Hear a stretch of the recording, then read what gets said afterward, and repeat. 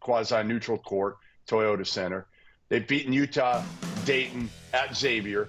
I'm not sure any of Dayton, Utah, or Xavier are locked tournament teams, Doug.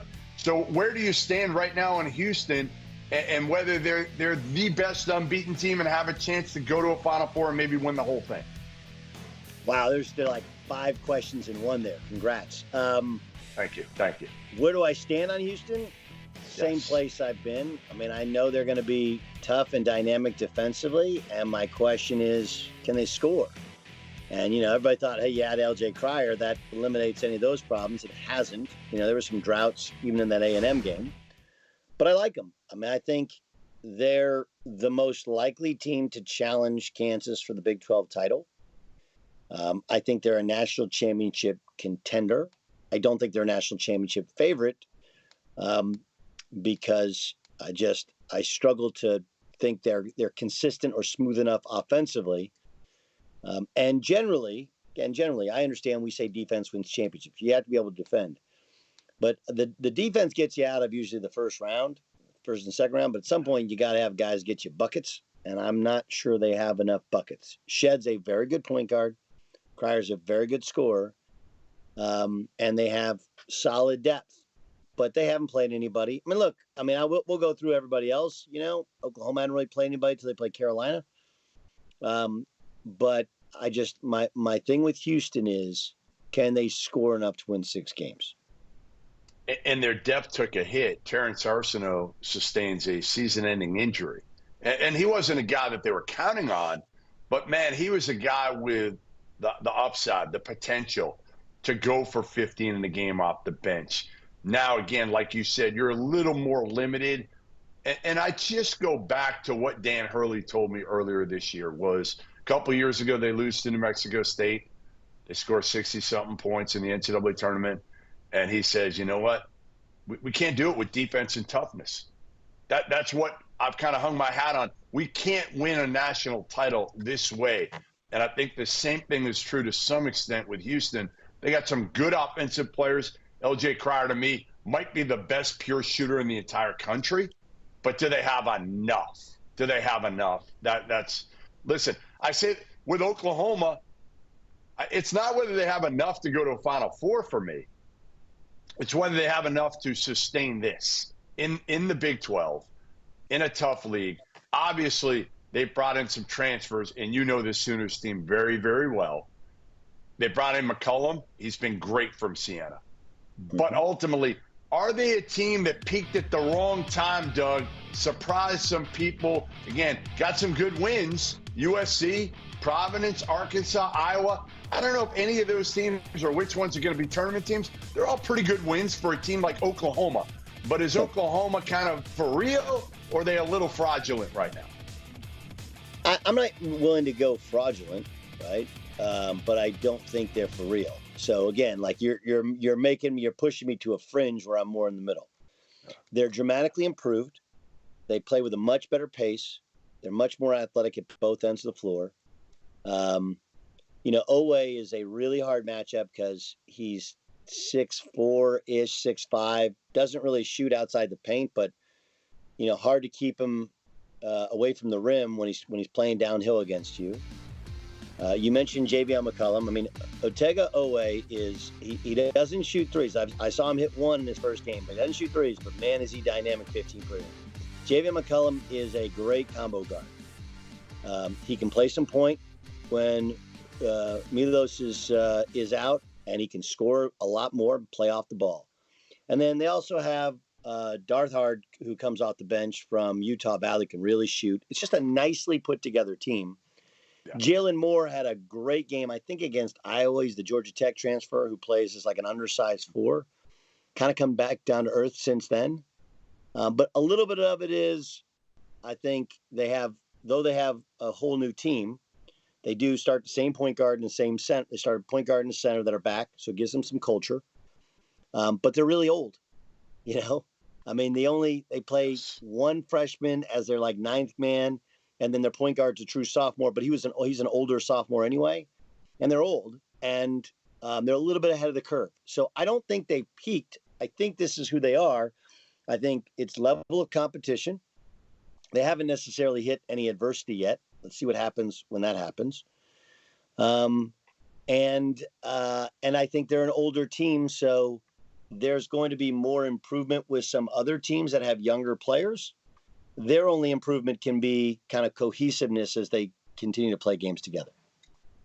And again, you look at who they beat: USC, a new team with a lot of new guys. Iowa, a lot of new guys in that team. Arkansas, ton of new guys. Providence, maybe they're returning players, but a brand new coach and a brand new system.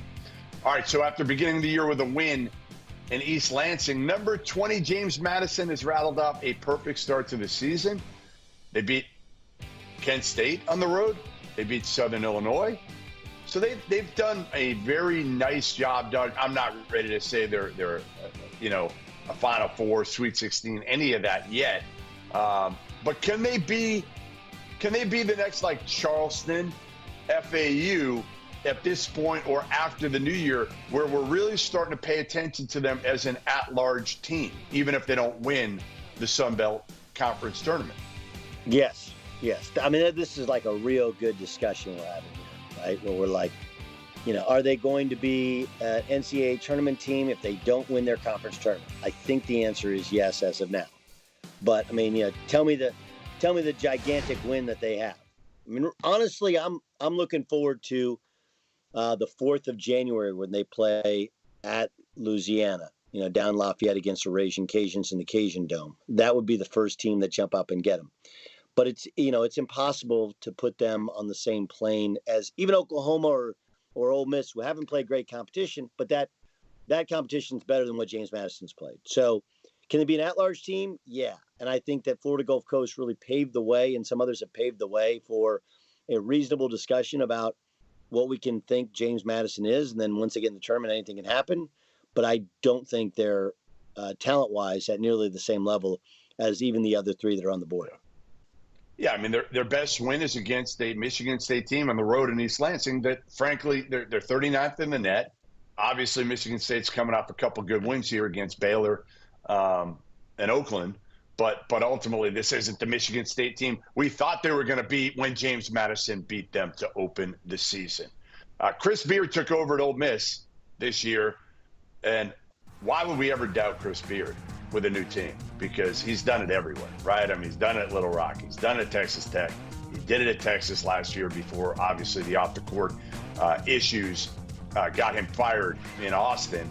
But he takes over at Ole Miss, which is a program that's been decent under Andy Kennedy, okay for a minute under Kermit Davis. He's got them 10-0. They're ranked. They beat Memphis at home in a close one. They beat NC State. They won at UCF. They haven't really, other than Memphis, there's not really a resume win. Are you buying this team now that they have also Brandon Murray back, the Georgetown transfer? They got Musa Cisse back about 2 weeks ago. So they've got some reinforcements here now. And I think Chris Beard with some real talent, which I think he's got right now. Are they a Sweet 16? Could they even go further? Could you see them making a deep run in March? I mean, we talked about this on last year's show. I think Chris is amazing. He's a great coach. And I think he does an incredible job building culture. And I think, honestly, he's built for this. With so many stops that he was only there a short period of time, he's built for the transactional nature of college basketball in 2023, 2024. That said, come on. Let's see when they go into Tennessee. Right? Let's see when they play some dudes on the road. Let's see what happens when they go into Auburn. Let's see what happens when they go into Kentucky. Let's see what happens when they play Alabama. But their SEC schedule is not crazy. They don't go to Arkansas. They don't go to Bama. I don't think they do play at Kentucky. Could I see them go into a Sweet 16? Yeah. I mean, look, if Musa Cisse is coming off your bench and barely playing, and he's arguably the best defensive center in the country, it's a pretty good team. So they got talent. They got dudes. They are an NCAA tournament team. They're not the favorite to win the SEC, but second weekend's not out of the question at all. Yeah, I'm right with you there. Everything you said, I kind of, again, in Beard, I trust as a coach. One of the best there is. He finds a way to kind of navigate those the changes, the changing roster as well as just about anybody, along with Eric Musselman. All right, none of those teams, though, are number one in the country, Doug. Purdue reclaimed the number one spot after beating the Arizona Wildcats in Indianapolis this past weekend. And now, yeah, I got to pay out my bet with former Purdue. On the rundown, it says former Purdue great. I hesitate to use the word great alongside Robbie Hummel, but I do have to pay up the bet, Doug. And the bet was the loser would have to – I'd have to wear Hummel's jersey, or he'd have to wear full-fledged Arizona gear for an entire day. Now, here's the caveat to that, Doug, is he kind of threw in another stipulation in there. Not only do I have to wear it, but I cannot wear it with like an undershirt or anything. So I got to go like just rocking the shirt and show the guns that I really don't have right now, Doug. So I gotta hit the weight room for the next like month, buy the jersey, and listen, not to embarrass myself. I'm going to point this out. We saw the walk and talk you did with Florida Gulf Coast, where you either just woke up or that was your workout gear, but it couldn't hide what you were trying to hide. So I mean, was that what they say? The gym is that way. The gym is that way. That's what they do. Yeah, the gym is that way. Yeah, there you go. Yeah, the gym is that way, dude. Anyway, I'm gonna hit the JW. Hey, I'm gonna hit the JW fitness room. And it should be pointed out, this is Goodman versus Gottlieb, not Goodman versus Hummel. But I just keep kicking your tail in all these picks. You know, I mean, you're picking with your heart. I'm picking with your head. Picking Purdue to win was so easy. Yeah, so easy. It was. The one we got wrong was I didn't think UConn would go in and mash Gonzaga at the kennel. The Zags have taken a talent-wise step back, and UConn is outstanding.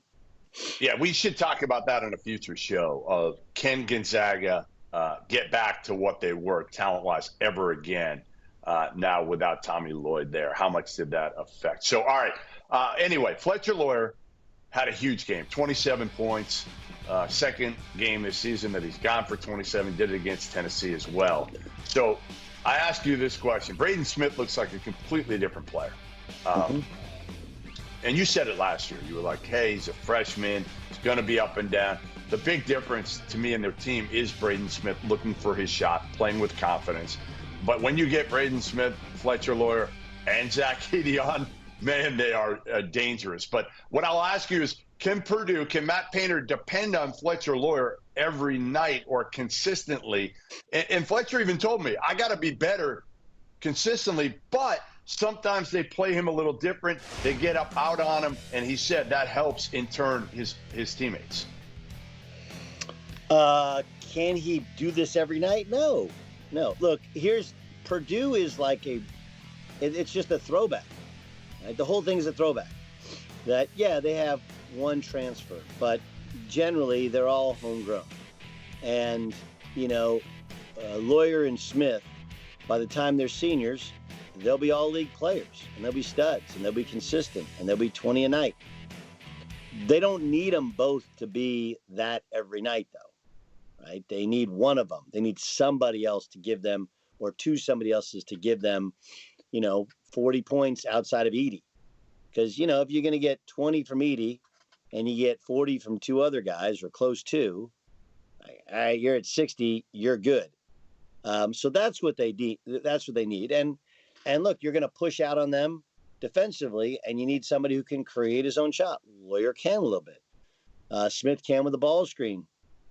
They're really good players, but remember, even now they're still sophomores. And what improves the most over time, your defense, your shot making, but more than anything, your consistency. And so that's what you're searching for. I think you'll see a higher percentage of consistency. Will it be every night this year? No, of course it will not. They had an unbelievable non-conference slate. I mean, ridiculous. You think about who they beat: Gonzaga, Tennessee, Marquette, out in Hawaii. They beat Alabama. Then they go and beat Arizona on a home court. Xavier on their own home court. Their only loss again, Northwestern, in a game that I think, again, they weren't quite as locked in as they probably should have been. Where does this stand in like the all-time great non-conference runs. I mean, this thing was unbelievable what they've done day in and day out. And I know people don't really care about it because all that's going to matter is what Purdue does in the NCAA tournament. I think Matt Painter knows that. I think Zach Edey knows that. But, man, what they've done so far in the non-con has been ridiculous. No question. I mean, look, if you know you're going to be good, schedule up. I mean, and, Michigan State, I think they thought to be better. They're the only team that played a similar schedule this year, and obviously the results have been very, very mixed. But in the all-timers, this is a schedule that Gonzaga usually plays, maybe even a little bit better than that. But remember, Gonzaga falls back on the WCC. They don't fall back in the Big Ten. And no matter how down the Big Ten is, it's still on a daily basis. You're playing against high major players. You're playing against grown men. So it's awesome what Payne does. And I think he also challenged them with a variance out of conference because he knows they got to see different things and play differently sometimes to beat them. The only part I would dispute is they weren't locked in against Northwestern. It was a great game. Northwestern ends up winning it. Edey was good. He fouled out like 3 Northwestern players. It was a zoo. So I don't expect you to win every game, and especially when you play a schedule like this. But I do think we should make sure that we give the proper amount of credit to Northwestern in the game. Yeah, no, I'm going to give the credit to Chris Collins in Northwestern. I'm also going to give the credit to Gerald Gillian and Chicago State for turning around weeks later. They won again. Beating. They won again. They won right? 4 of 5. 4 of 5. They're 6-9 now. And Chicago State, Gerald Gillian, give that man a bigger job because what the former team breakdown AAU guy has done has been absolutely incredible over there at Chicago State, which was probably the worst program in America when he inherited it. All right, coming up, we head to the other end of the spectrum where there are a few teams with work to do when the calendar flips to 2024. We break down their situations next here on Goodman versus Gottlieb.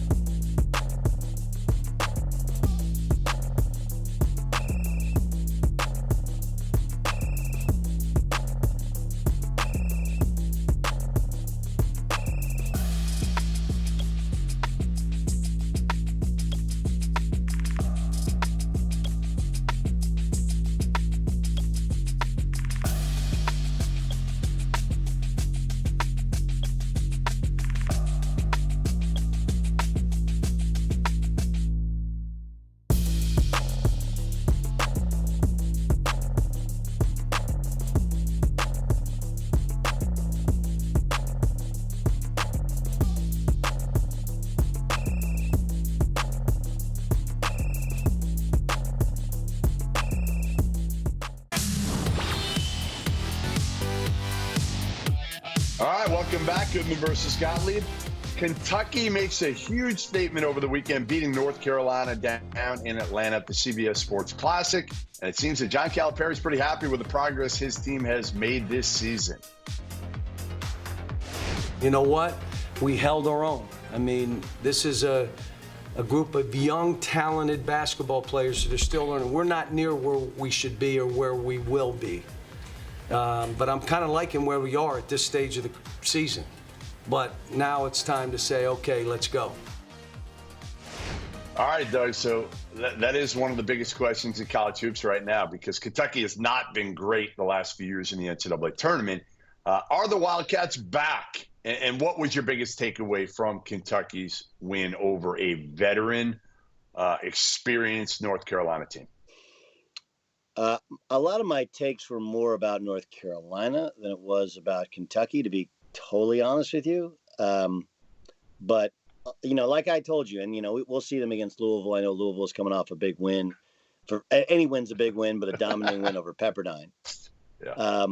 But, I mean, they've changed the way they've played, and it fits their personnel, and it fits 2023 basketball. Let's remember, it's the same team that lost to Wilmington, right? So, yeah, they're going to beat Louisville.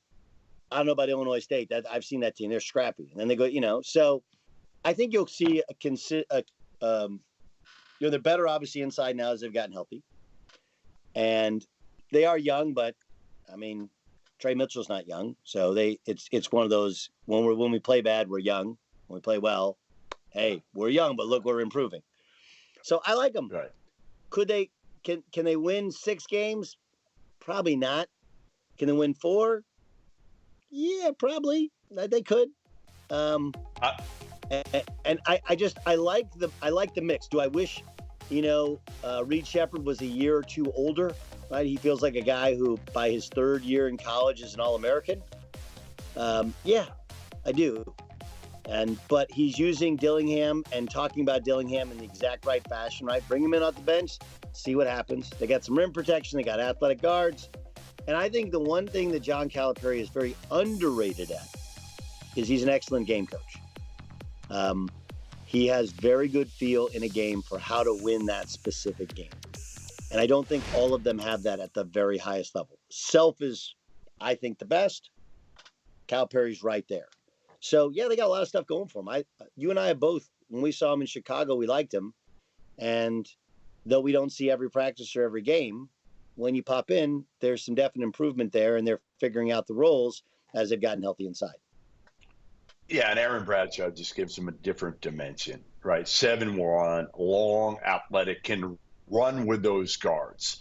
And the beauty for this team is, if Wagner or Dillingham aren't producing that game, he can, or even Antonio Reeves, right? Like, you've got 4 guards for 3 spots now that I think you can, like you said, if you're Cal, you can figure out the matchups or who's locked in, who's not. Because, sometimes, and we haven't really seen it with Dillingham. That's kind of the beauty of Rob Dillingham so far this year. He's been consistent. Wagner's been up and down a little bit. Reeves is up and down, as we know. If he's making shots, man, he's valuable. If he's not, again, you can go with those other 3. Because I think with Reed Shepherd, to me, you say by his junior year, he can be an All-American. I say by his freshman year, by the end of his freshman year, he's going to play like a junior. No, he's a good player. I don't know if he'll get enough minutes, because you got a lot of mouths to feed, and Cal plays with who's playing well. So there'll be some nights when he's not playing well. We both like him, and the Carolina, SEC, Doug, Carolina. Let's go to Carolina for a second here, because I want to know what you think is wrong with Armando Bacot before we move on to the SEC.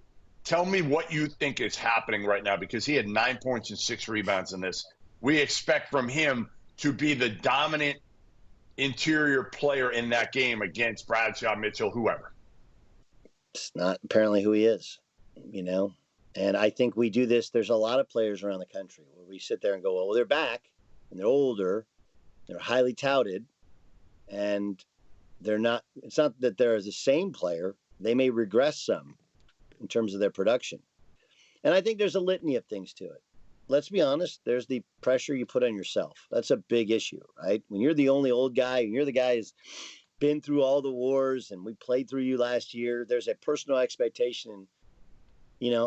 I don't care if you're 22 or 23 and we're not supposed to call you a kid. You're still like a kid in basketball. That can be hard on guys. Be really, really hard on guys. So I think there's some of that. I think some of it is his game just hasn't evolved all that much, right? It's still really within 4 or 5 feet of the basket.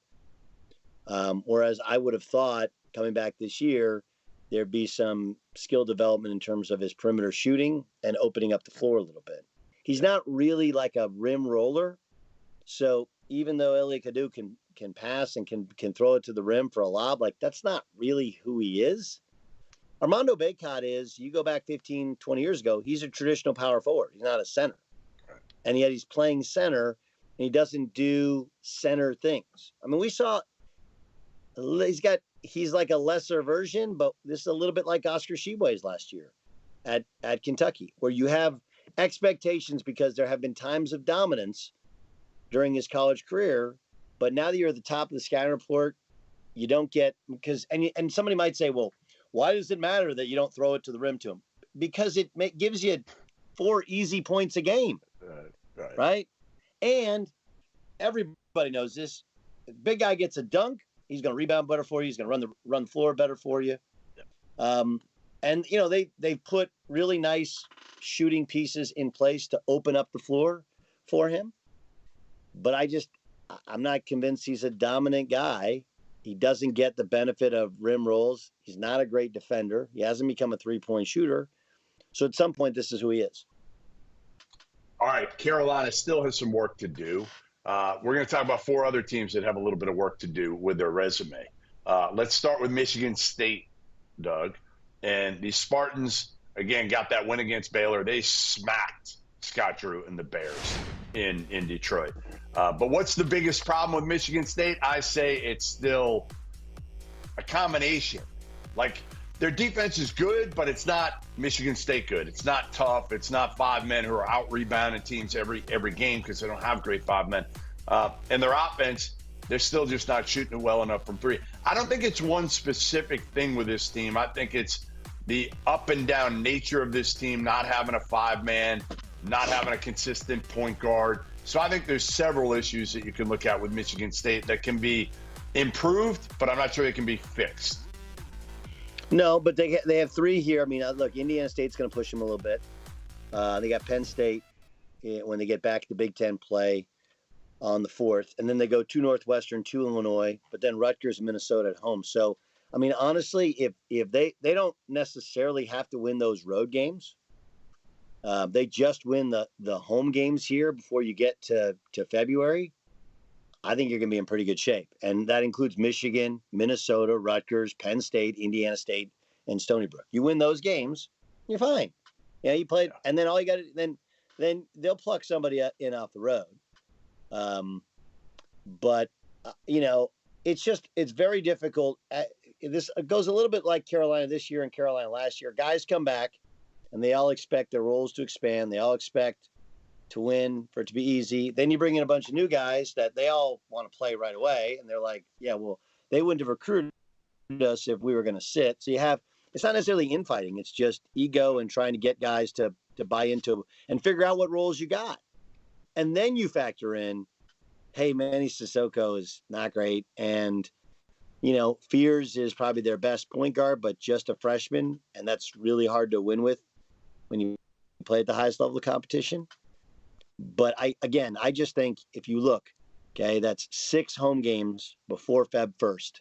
You win those 6 home games, you'll get to, even if you lose your road games, you'd be 12-8. Believe it or not, you're fine. Yeah, you're fine. You're right. The Baylor win was humongous. Right, and for not only the resume, who is bad that you've lost to? Like James Madison is not bad. They're undefeated. No, agreed. No, they're in fine shape. Washington, all right, like Mike Hopkins, I feel like every year lately we've been saying, like, all right, can he break through? Where are they? Is he still in the hot seat? Well, they're 48th in the net, 47 in Ken Palm right now. They brought in a couple transfers in Severe Wheeler and Paul Mulcahy that are veterans, that are both really good at passing the ball. My biggest question for the Huskies, and they've shot it pretty well from three, still is can they continue to shoot it well from three, and can they guard? Can they guard? Like Severe Wheeler can guard. He can get up in guys. But I think it's defense, and it's still can they make threes in league play when it matters. This league is open towards the top. Other than Arizona, Doug, the Pac-12 is about as open as any league in America. Completely agree. It's not great, right? It's just not. And, the question for them is, can they use the momentum created by the Gonzaga win to benefit them? I think Colorado is the clear second best team in that league. But outside that, and now here's the thing for UW. I like that it's the students are out of town, but no one wants to open up in the Mountain States. And they got the worst straw of all of them. And for people who don't understand, the Pac-12 has always done the travel partners. And in many of these places, you actually stay at the same hotel. Not all of them. Okay, in Oregon, you stay at the same hotel. A lot of times, Los Angeles, same hotel. Northern California, same hotel. Anyway, it's kind of weird. Sometimes they used to even fly together on charters, especially the Oregon schools. But you want to avoid the mountain time zone trip if you can, because of altitude and because those teams are good. Now, again, opening up, I think it's the 29th of December and the 31st of December, it's Colorado, then Utah. And you're like, well, why does it matter the order? The second game in altitude is always harder. Okay, you're oxygen deprived. Boulder is going to hit you no matter what. Salt Lake's going to hit you no matter what. But the second game, it's way, way worse. That's why you watch NFL teams are going to play in Denver. A lot of times they fly in at the last possible second. Colorado's better than Utah. But you lose that game, now you're oxygen deprived. You go anyway. So that's my concern with Washington, because what happens is you got to rebuild that momentum. You got to continue this. I mean, they've won 3 in a row. They got Eastern. They'll probably beat Eastern, right, at home. Then you got Colorado and Utah. You got to keep the momentum going. Now, you got Oregon's down. You got them at home. Oregon State's not very good. Arizona State before you go and you play UCLA and the Northern California schools. So they have a lot of work to do, but you got Mulcahy hasn't really fit in. He didn't really help him versus Gonzaga. Wheeler did. But I like that they have multiple ball handlers and they're two unselfish players. And I agree with you. Like outside of CU and Arizona, like who's any good in this league? No reason they can't be the third best team in this league. And here's the other thing. Heck Ed, when they're winning, Heck Ed's a really tough place to play. And you have no home court advantage at UCLA most of the games, at Stanford anymore, Cal, Wazoo's hit or miss, right? Arizona State's pretty good. Arizona obviously great. So there's no reason they can't make the NCAA tournament. Yeah. That's really interesting what you say, because you go around like the Big Ten or the Big 12, and every team pretty much has a home court advantage in those leagues. Almost every team. I mean, yes and no. In the Big Ten. Here's Big Ten. I'll just personal perspective. So Oklahoma State, for example, right? Okay. So it's chicken or the egg with a lot of these teams, right? Like, well, we'll show up if you win. Well, if you show up, we'll win. Right? It helps college teams. So, but I mean, again, and I've seen some games at UW this year that aren't packed, but you beat Gonzaga. You can go on a little run here. You can. They love basketball in the Emerald City. So now he's got to win because he's got a new athletic director, and there's pressure there to win. Yeah. But I think this team can be the third best team or fourth best team in the league. Yeah, and I think if Mike Hopkins does that, he gets another run next year to see what he can do. And again, they have plenty of NIL over there at UW. Coming up, we open the mailbag with a question from a fan. That's next on Goodman versus Gottlieb.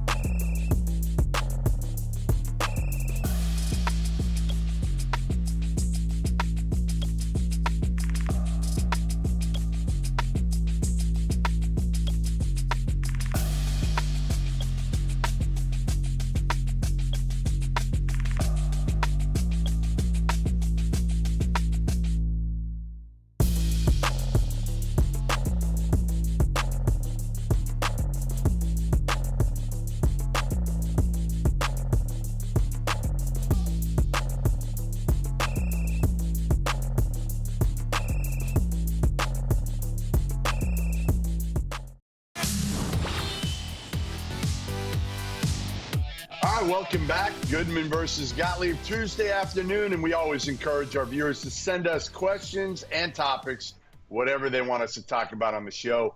One fan did just that. BBA Expert from Instagram sent us this question, Doug. What's more likely? All 4 number ones make the Final Four, or again, a number 16 beats a number 1? I'm going to start on this one. I think it's honestly a 16 beats a 1 again.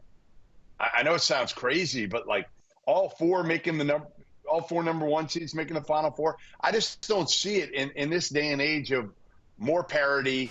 I just don't think it's going to happen. I don't think it's going to happen this year, even though you look at it, you're like, okay, these 4 are the 4 I love to win it all. You know, UConn, Purdue, Arizona, they've separated themselves. I just think when the tournament comes around, it's more likely that somebody catches fire, a 16 seed, like we saw last year with FDU, like we saw with UMBC against Virginia, and a number 1 falls. This is a hard one because, again, if you look at those 4, let's say those are our 4 1 seeds, right? UConn, Purdue, Arizona, Kansas. You're like, man, do we really think a SWAC school is going to come beat them, right? Do we really think an NEC school is going to go beat them? And I operated on the premise that it was getting less and less likely with the way it's currently formatted that a 16 would beat a 1 because though the top isn't as strong and dominant as it used to be, we're talking 360 teams now, right? And so it just gets watered down. And those 16s usually earn it. But I think I agree with you. And I'll tell you why. We still have, 2 more years, the COVID years? Yes, and with all the transfers, the one thing you'll hear from coaches is, hey, man, everybody's got players. Everybody's got players.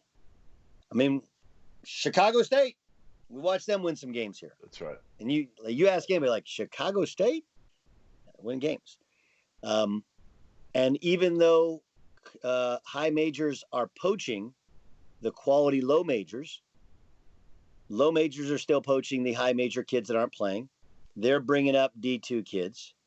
They're throwing out 24, 25-year-old guys, sometimes even older, right? Because they got those COVID years and they get another year and they get another year. Like, damn, that guy's kids are in the stands. So I'm going to agree with you, even though it's Goodman versus Gottlieb, that we're more likely to see a 16 seed because there just isn't the level of dominance. I mean, like, look, Kansas is favored to win the Big 12.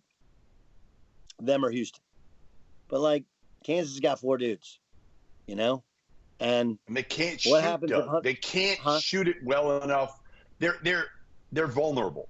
I'm not saying they're going to lose. Bill Self's going to get out coached in a 16-1, but like maybe. Agreed, right? And again, like, what happens if Hunter Dickinson gets in foul trouble, rolls his ankle, or whatever? Like, that's house of cards.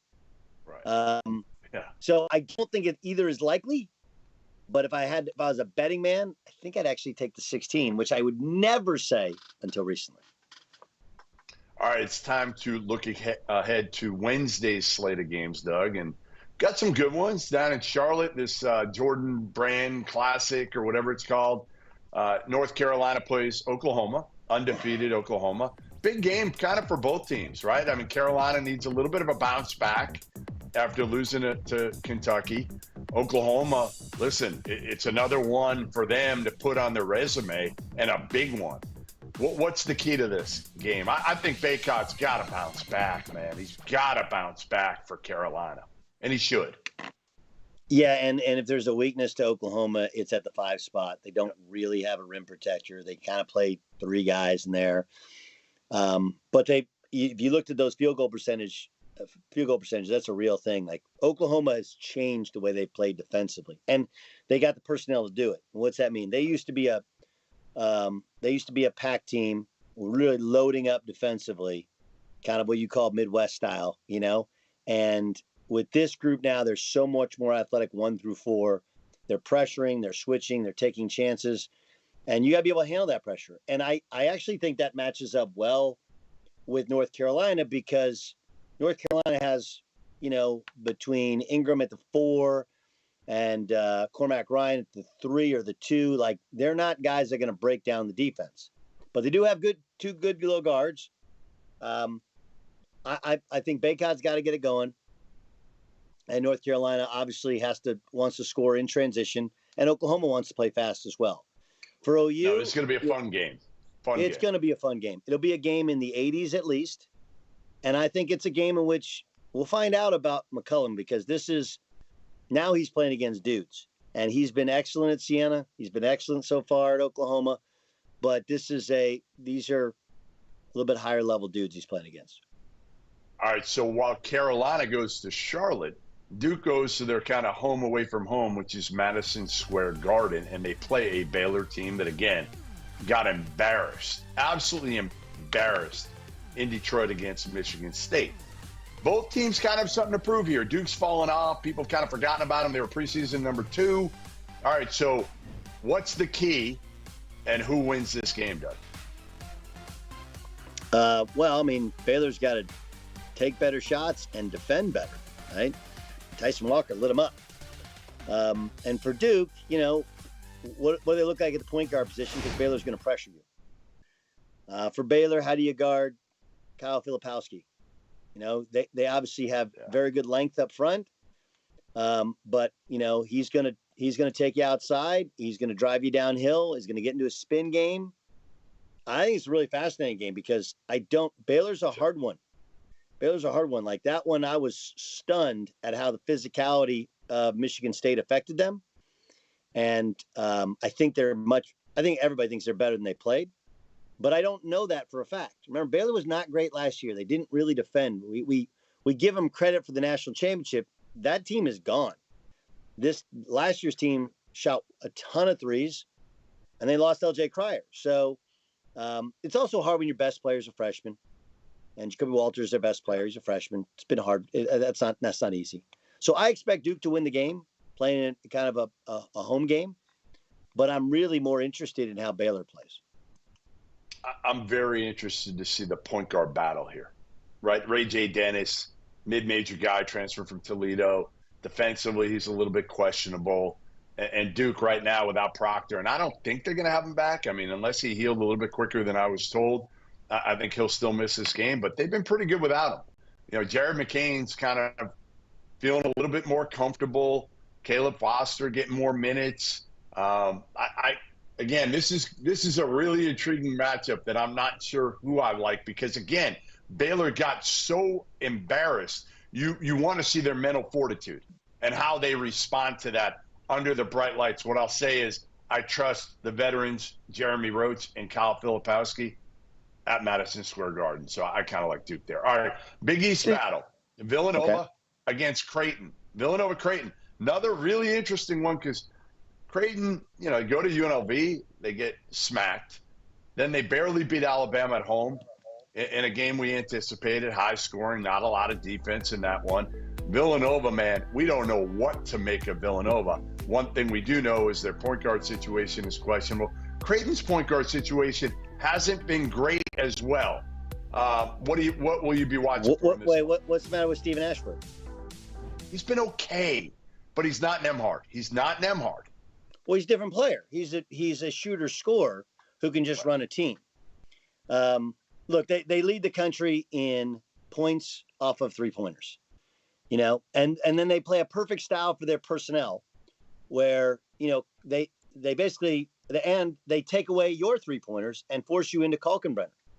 And again, like this should fit well for how Villanova has always played, which is having 5 men that can handle and play away from the hoop. Right. And Creighton, they're good defensively, but not great. I think Villanova wins this. This is a game Villanova needs to win and should win. It's like a toughness game for them. But man, Creighton they got guys that can just shoot that basketball. And then they spread it out, and Trey Alexander's their one kind of guy who can go create his own shot, get into the midi game. And Kalkenbrenner's gigantic. He's a massive, massive dude, and they don't foul. I don't know if you said, like, they average like 6.5 fouls a game. Like, they don't foul at all. So the game goes fast, goes up and down. They move the ball beautifully. I do think you can pressure Ashworth. He's not a guy who's a blur. But man, if you lose any of those guys, they can really make you pay. And now the one team that took them out of what they want to do was Colorado State. What'd they have? Right. athletic veteran guards that pressured him, and then they had a stretch 5. That's how you beat him. All right, before we get to those games on Wednesday, which are going to be really intriguing, we're picking some of tonight's top matchups against the spread. I hate to say it, but, man, Doug's been hot. Can he keep up this hot streak? Hot! Find out on the other side of the break.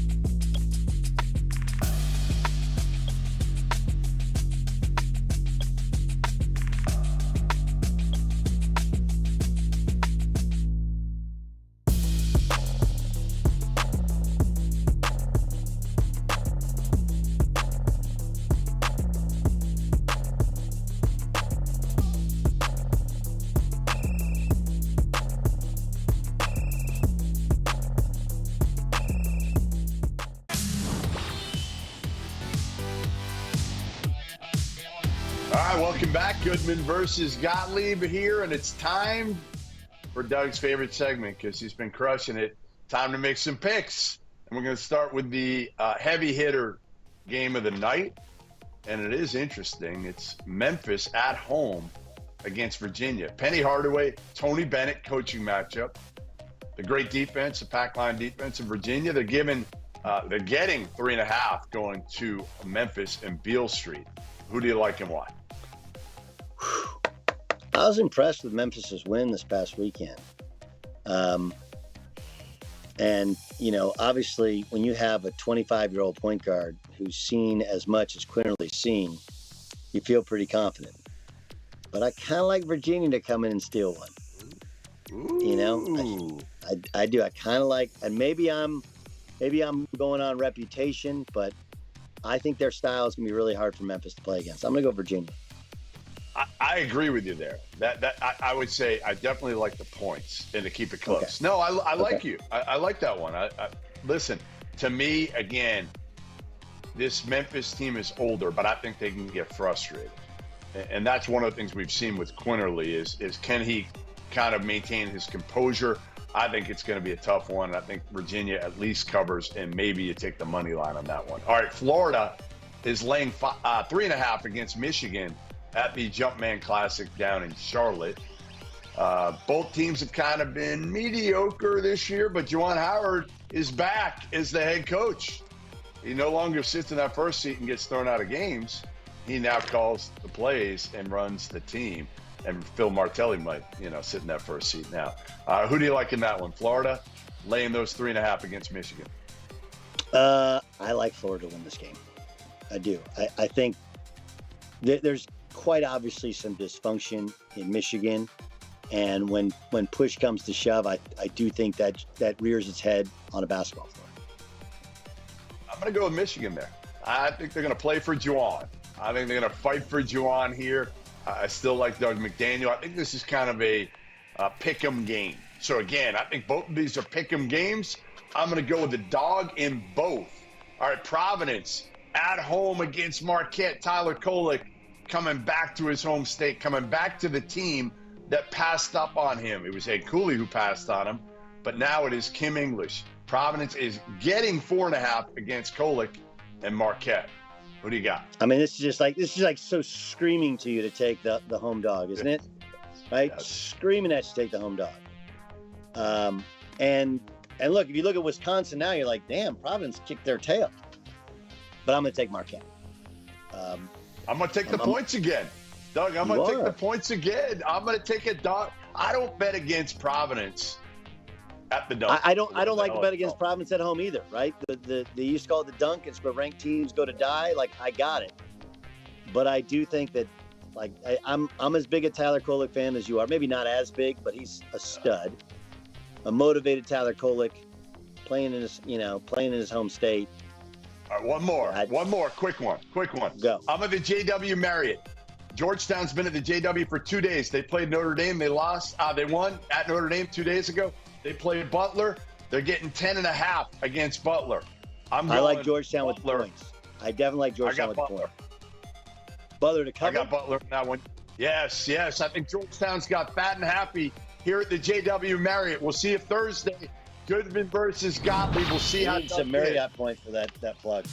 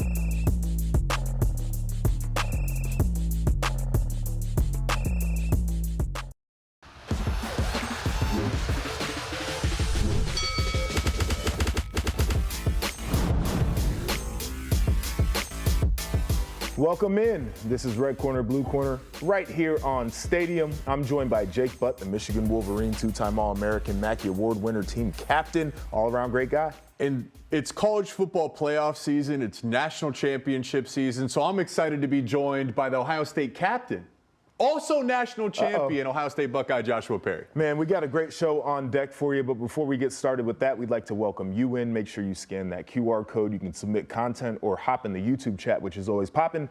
We'd like for you to follow us on Instagram at @RedCorner_Blue Corner, but we got to talk about this recruiting cycle, and it's been hot. There's been a lot of storylines, and we finally got confirmation on one of the things that had been forecasted for about a week, and that is Dylan Raiola, the former Georgia commit, has flipped his commitment to Nebraska. He is the #1 quarterback in the 2024 class, and maybe it's a little bit of a surprise to people because he would, entertained Ohio State, he had entertained Georgia. Now he's at Nebraska, but as you start to peel back the curtain a little bit, his father played college football there. His uncle is currently on that coaching staff, and he just finished up a visit over the weekend. Give me your thoughts when you saw that this became, public, that he was flipping to Nebraska. Well, first off, I'm really excited for Matt Rule. I think this is a huge get. This is their highest rated recruit to come through Nebraska since ESPN started tracking it back in 2006.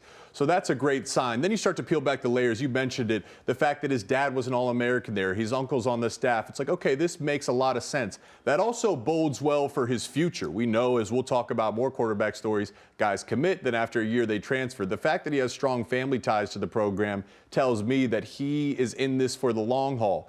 And the last thing I think about this, and maybe it's the most important thing, perception is reality. As a recruit, how you view a school is so tied to your experience watching them on TV and the headlines you see on social media. What a huge get in the most important position for Nebraska. I remember when I committed to Michigan, and Michigan was really struggling, was coming off the Rich Rod era. We're building an excellent class. At the time, we had a 5-star Shane Morris committed, the most important position at quarterback. I said, hey, that's the guy I want to catch passes from. We're building a future. It's a similar story here for the Cornhuskers. You have your quarterback. He's going to be an early enrollee, which gives him a great chance to be the starter this year. This is the future, the present. This is such a huge get for Nebraska. Really excited for Matt Rule. Yeah, I think this is an exciting moment for Matt Rule, and I agree with most of the things that you said there. The one where I'd push back just a little bit is whether this guy will be on campus for a while, because in his history, certainly transferred high schools a bunch of times. He committed to now his third school, and so maybe there's some trepidation about whether he's a guy who could be, out of there early on if things don't go his way. But to your point, having the family ties there, I think makes that a much more difficult decision for this young man. And I do start to think about the Matt Rule aspect of this as well, where you come in and you're known as a program builder, and now you get one of the best recruits in the 2024 class. And where I start to think about where this makes an impact is I believe that in order to recruit